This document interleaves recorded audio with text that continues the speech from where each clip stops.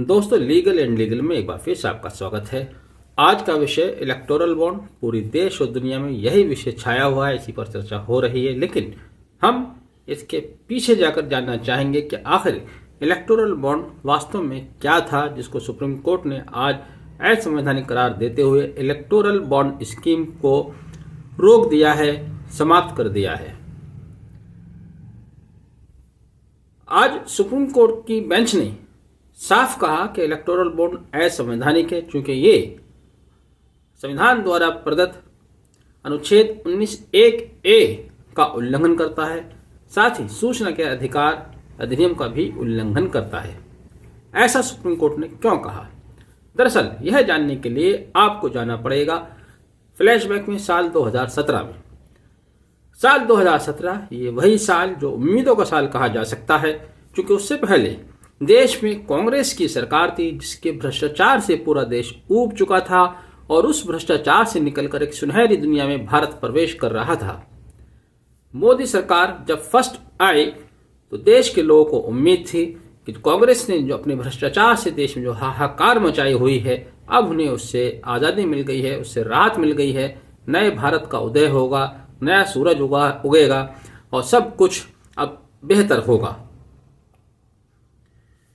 केंद्र सरकार द्वारा बेहतर करने की राह में मोदी सरकार द्वारा ये पहला कदम उठाया गया था साल 2017 में, जब उस समय के वित्त मंत्री श्री अरुण जेटली द्वारा 2017 को फाइनेंस बिल लाया गया, जिसमें इलेक्टोरल बॉन्ड का कंसेप्ट दिया गया था। इलेक्टोरल बॉन्ड में दरअसल राजनीतिक पार्टियों को मिलने वाले चंदे को पारदर्शी बनाने के लिए योजना को इस तरह से बताया गया था, लोगों को इस तरह से समझाया गया था कि जैसे वो राजनीतिक चंदे के काला बाजारी को, काले धन को, भ्रष्टाचार को खत्म करके उसको पारदर्शी बना रहे हैं। अब शुरू करने से पहले, उससे पहले का भी सिनारियो समझ लीजिएगा। 2017 से पहले क्या हो रहा था? दरअसल 2017 से पहले हो ये रहा था कि यदि कोई व्यक्ति किसी राजनीतिक पार्टी को चंदा देता है और वह चंदा 20,000 रुपये से अधिक है, तो वह नकद चंदा नहीं दे पाएगा, वह चंदा चेक द्वारा ही दे सकता था।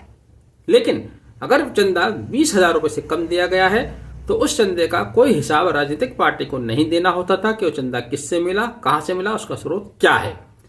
परंतु अगर 20,000 से अधिक का चंदा है तो चूंकि चेक द्वारा मिल रहा है तो उसका हिसाब किताब राजनीतिक पार्टीज को देना पड़ता था। अब जैसा कि मैंने कहा कि साफ सुथरी मोदी सरकार उम्मीदों की किरण लेकर आई, इन्होंने उस भ्रष्टाचार को समाप्त करने के लिए ठीक वैसा ही कदम उठाया जैसा कि नोटबंदी करके काला धन को बाहर लाने के लिए एक स्कीम लाई गई थी, जिसमें प्रधानमंत्री महोदय ने खुद कहा था कि बड़े नोट से भ्रष्टाचार पनपता है, धन का संचय बढ़ता है, इसलिए उन्होंने 1,000 का नोट बंद कर दिया। लेकिन किया क्या था? 1,000 का नोट बंद करके 2,000 का नोट ले आए थे, यानी कि अब भ्रष्टाचार या काला धन का संचय दुगना हो सकता है। ठीक वैसा ही इलेक्टोरल बॉन्ड की शक्ल में राजनीतिक पार्टियों ने अपने लिए एक रास्ता निकाला। रास्ता ये निकाला गया कि अब इसके द्वारा कोई भी व्यक्ति, कोई संस्था या कोई कंपनी किसी भी राजनीतिक पार्टी को इलेक्टोरल बॉन्ड की शक्ल में चंदा दे सकती थी। यह इलेक्टोरल बॉन्ड 1,000 या उसकी मल्टीपल में खरीदा जा सकता था, यानी कि 1,000, 10,000, 1 लाख या 1 करोड़ तक का वो इलेक्टोरल बॉन्ड खरीदा जा सकता था। इस बॉन्ड को खरीदने के लिए स्टेट बैंक की कुछ चुनिंदा शाखाओं को चुना गया था, जहां से ये इलेक्टोरल बॉन्ड खरीदे जा सकते थे।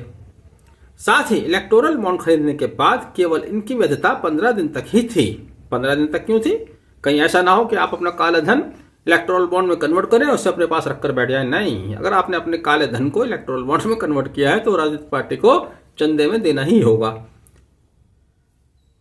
और इसको क्रय करने का भी एक शेड्यूल दिया गया था। हर साल जनवरी, मार्च, जुलाई और अक्टूबर के शुरू में आप इनको खरीद सकते थे।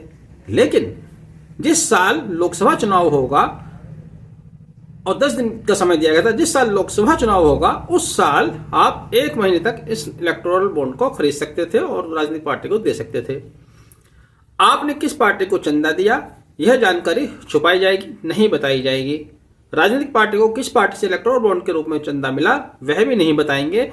इसी वजह से सुप्रीम कोर्ट ने कहा कि सूचना के अधिकार अधिनियम और आर्टिकल 19(1)(a) का उल्लंघन है।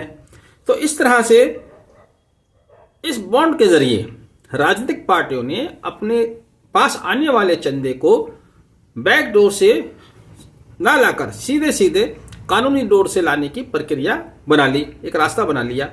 और यह इलेक्टोरल बॉन्ड एक बात और भी थी इसमें खास, उन्हीं पार्टियों को दिया जा सकता था जिन्हें पिछले चुनाव में 1% या उससे ज्यादा वोट मिले हैं।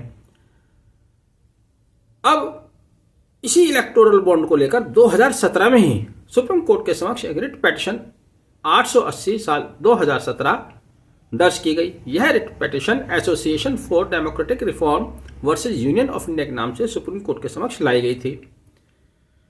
इसके साथ और भी पिटीशंस थी, जिनमें मुख्य पिटीशन ये रही जिसे अब जो कांग्रेस में नेता हैं जय ठाकुर, उनके द्वारा फाइल की गई थी।